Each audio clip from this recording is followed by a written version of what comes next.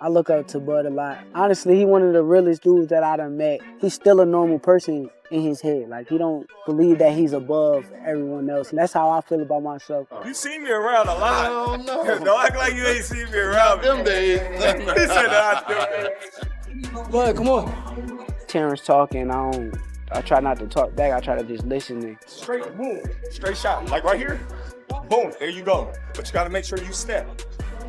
Bam. That's when they're trying to run out. When they're trying to run, pop, there you go. even if I don't feel the same way that he feeling at the moment, it don't matter. I still want to hear him out and try to understand what he's saying. If you hear, pop, what do you think he can do? Because you out the way of the right hand. He like a sponge. He soak up everything that he need to soak up, put it into his arsenal, and then he make the best out of everything that he learned from everybody. Then throw it straight left to the bottom. At the end of the day, you don't want to feel like a know-it-all. And the people that know it all are the people that don't go very far. You gotta always be a student. You gotta always be able to learn and pick up things from this person, that person. Shakur Stevenson is not treating this training camp like just another defense on the schedule. He's approaching it as something far more serious. He's surrounding himself with elite-level fighters and sharpening every part of his game. And that alone tells you how much respect he has for Teófimo López. Fighters don't choose this kind of preparation by accident. It's a statement. This isn't light work or routine reps. It's purpose-driven, focused, and built around the challenge in front of him. Work of art. The sky is the limit with Shakur. He got the boxing skills and the ability to, do whatever he wants in the ring. And it's going to be very hard to beat Shakur, with the skills that he possesses and the smarts that he has, and given the opportunity, I think he can pose a great threat to everybody in the division, and be the last man standing given the opportunity. Shakur has been grinding side by side with Terence Crawford at D1 training in Colorado Springs. This is the same high-performance facility where Crawford locked and while preparing for his fight with Canelo. That detail changes the entire feel of this matchup. This camp isn't about jogging, hitting pads, or checking boxes. It's about solving high-level problems. Every session tests timing, positioning, and mental sharpness. This is the kind of place where fighters don't just stay ready, they get sharper. I see somebody to steal his passport, replicate his job, all types of weird stuff. He called me earlier. He's like, yo, when you spar, I'm going to come to the gym. I'm like, I'm going to spar at 4 o'clock. I really didn't think he was going to pull up, but he pulled up. It means everything, his advice and listening to him in the ring. He calling out little shit. I'm trying to make sure I do what he says. So a hell of a blessing to have Bud, Floyd, all these guys backing me, and I appreciate them. I'm just trying to keep pushing and keep getting. Working with Crawford means Shakur is facing real pressure, real ring intelligence, and real adjustments every day. Nothing is scripted. Nothing is fake. These are live situations that force real-time decisions. You can almost guarantee they're drilling how to stay calm under fire, how to set traps without overreaching, and how to make opponents pay without draining energy. It also speaks volumes about Shakur's mindset. You don't invite someone like Crawford into your camp unless you're willing to be pushed, corrected, and tested outside your comfort zone. My hand.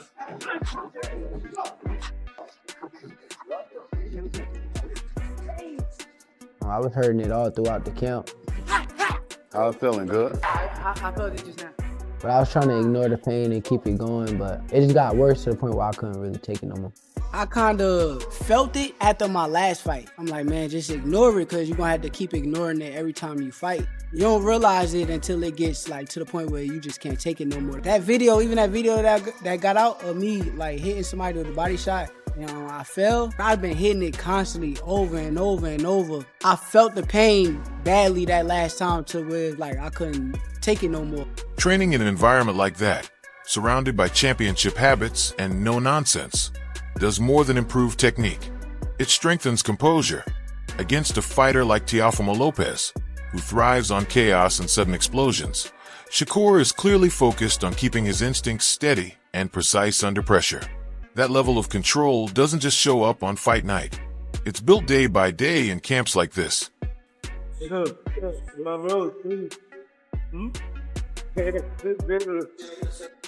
Right here. You fucking up. Give a shot.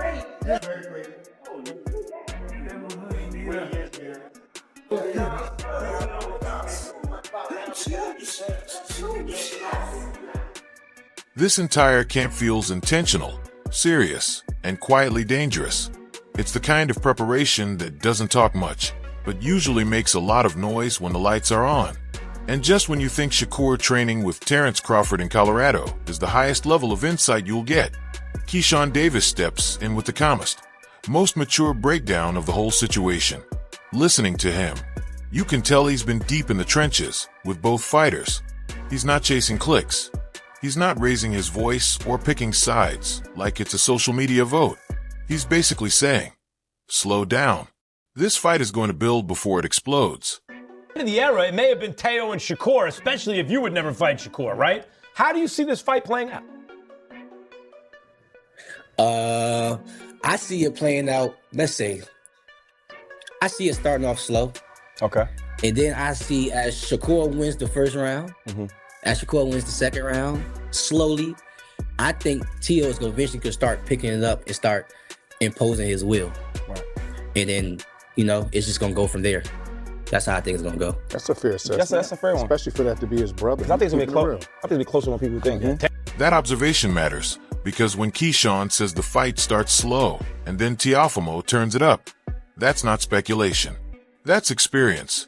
I also respect how straightforward he is. No fake disrespect. No acting like one guy can't fight. He openly says Teofimo can fight, and denying that would be dishonest. At the same time, he doesn't avoid making a prediction. He leans toward Shakur on points, but just barely. And that word is important. Closer. Not an easy night. Not a shutout. Not a viral collapse. A real fight where momentum swings and both fighters are forced to answer tough questions. Very good. Hey, one thing I can say though, because I've been seeing, we've been amateur together and stuff. Right. Yeah. Teo can fight. I'm telling you that. Teo can fight. Winning back If you said he couldn't, you'd be lying. Right. That's a real assessment, though. I think Shakur still wins, but it's been closer than people think. Teo is nice. A lot, man, no doubt. Yeah, and Keyshawn, speaking of Teo, you know, you've been vocal about your desire to fight Teofimo Lopez. And of course, I was there in Las Vegas, right, when you FaceTime Teo. Now Teo's fighting Shakur Stevenson. But do we see Keyshawn and Teo at some point? How was Teo acting when I FaceTimed him? Since you brought it up, how was he acting? You tell me. You tell the people. Why do I gotta tell you? What you asked me again? Because I want to answer that. What'd you say? Yo, do we see you and Teo fight in the future? Depending on what Shakur do with him. Hey, losing to Shakur. What really stands out is how Keyshawn separates personal loyalty from reality. He gives Shakur credit for being there during hard times. But once the bell rings, it becomes analysis, not emotion. That's rare. There's no hype man energy and no attempts to write off anyone's future. It comes down to how energy is managed and how decisions are made. Honestly, that might be the most realistic take of all. This fight isn't about ending anyone's legacy. It's about shaping one. We're not watching someone crumble. We're watching two paths meet. If you're expecting a one-sided story, Keyshawn is basically telling you to quiet the noise and really pay attention. Depends how bad he loses. So you think it's going to be bad? Let's say he loses a competitive fight. Yeah, I think that would be the most common answer is Shakur outpoints him in a very competitive fight. Beats him. What then? What then for you and Teo? For the businessman, huh? All right, cool. Okay, since you worded it like that, I don't, because I won't go say that shit. I don't know, honestly. I don't know what the future holds. I just know what I want to do, and I want to go to 147 and become a champion. Because I just feel like them guys just can't beat me from 140 to 147. And I just feel like, you know, I'm a surprise the boxing world. I'm small. I just moved to 140, and I'm gonna be fighting guys naturally bigger than me, and I'm gonna be stopping them. Knocking them out. I remember. And that's gonna be very. Right after Keyshawn offers that calm, lived-in fighter's view, the conversation naturally levels up when Teddy Atlas enters the picture. When Teddy talks, it's never just noise. It's philosophy shaped by experience and hard lessons. Listening to him feels like sitting at the grown-ups table. No hype chasing, no hunting viral sound bites. Just respect for two fighters willing to test themselves when many would look for safer routes. Teddy shuts down lazy narratives immediately. You can't accuse Teofimo Lopez or Shakur Stevenson of avoiding challenges anymore. This fight ends that conversation on contact. I want to piggyback a little bit off of what you just said. I want to start by just giving them credit. You know, a lot of these guys avoid certain fights. They're not avoiding them right now. You got to give them credit. A lot of people took shots at Shakur, you know, and Teofimo at certain spots. He's avoiding this guy. He's avoiding that guy. You can't take those shots at these two guys. Definitely can't now. They are stepping up and they are taking fights that a lot of people are probably surprised they took. Now, a lot of people will say style-wise, Teddy, style-wise, is this going to be a great fight? I don't know if it will. I mean, style-wise, I could see you having a little reservations. Two skillful fighters, two talented fighters, you know, two fighters that are at a high skill level that will compete. The honesty about styles is refreshing. This fight may not deliver fireworks every second, but it will deliver real boxing. Adjustments, distance control, and timing will be on full display. Teddy points out Shakur's willingness to step inside, and that's important against Teofimo. You can't stay on the outside forever and expect no consequences.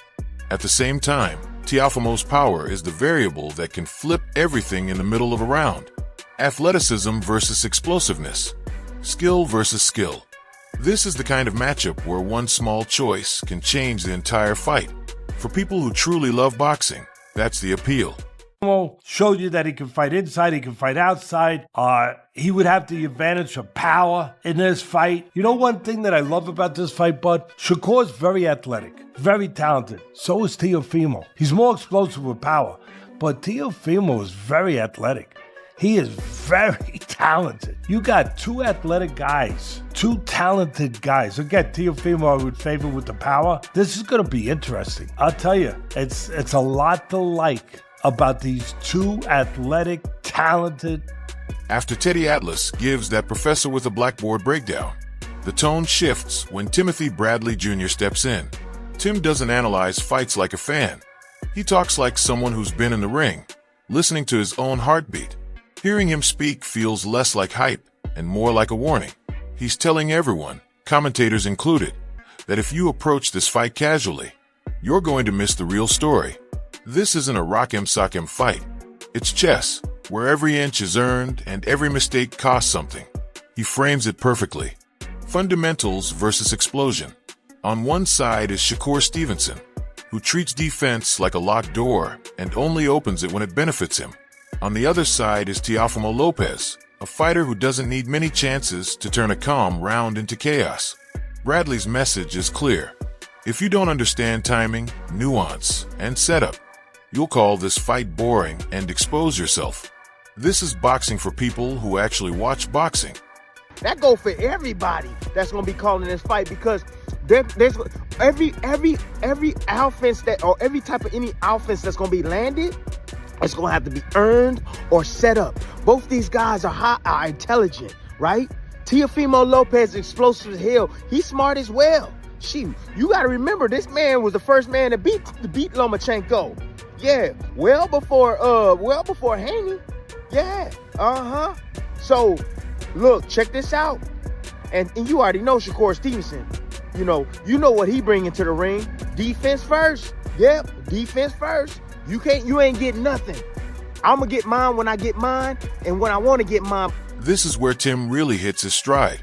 He shuts down the lazy talk about Shakur not having power without raising his voice. And he's right. Power isn't just about strength. It's timing, accuracy, and catching someone in between decisions. That's grown man boxing. His examples are deliberate. Explosiveness without discipline gets punished. Discipline without awareness eventually gets broken. If Teofimo rushes in carelessly, he could find himself resetting sooner than he wants. But if Shakur gets too comfortable and mistakes control for safety, that's when danger sneaks in. What really stands out is how Tim frames this as a fight that rewards intelligence. No free rounds. No coasting. Every attack has to be built, disguised, and earned. For fans, that's the beauty of it. This isn't about volume. It's about understanding the moment when it matters most. If you're locked in, this fight will feel tense, layered, and compelling. If you're not, you'll miss how one small exchange just swung an entire round. Look, y'all might perceive this fight as being boring and this and that. This gonna be one hell of a technical battle that I can't wait to see. I can't wait to see this battle. Oh yeah. Yeah, because what y'all gonna witness is, I'm gonna tell you right now what you're gonna witness. You're gonna witness fundamentals, great fundamentals, versus that explosive stuff. You know what I'm saying? That explosive stuff. So like, let me give you a prime example.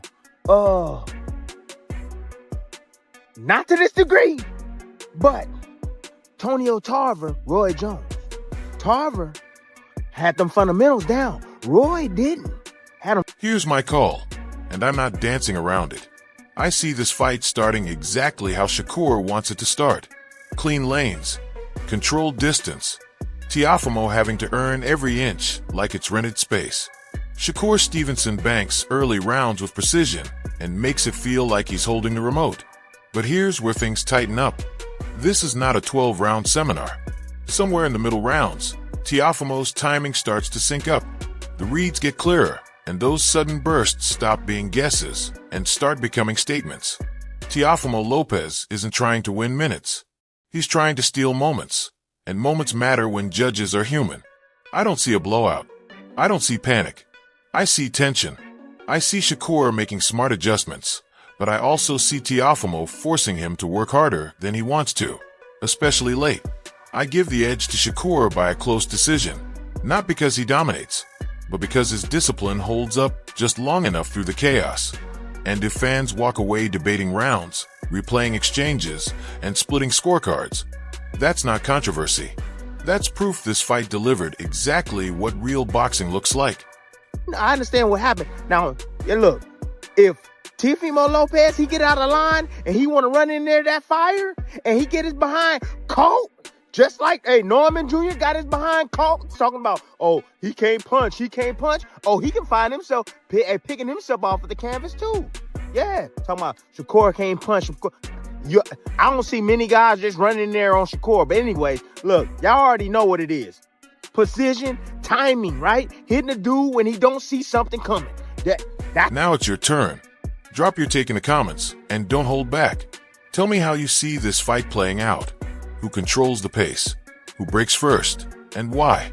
I want real boxing opinions, not just people watching the scorecards, because this matchup deserves real conversation. And if you're riding with the breakdowns, the reactions, and the honest fight talk, make sure to like, share, and subscribe to Boxing World. That support keeps everything moving and allows us to keep doing this the right way. We're locked in all the way to fight night, so stay tuned.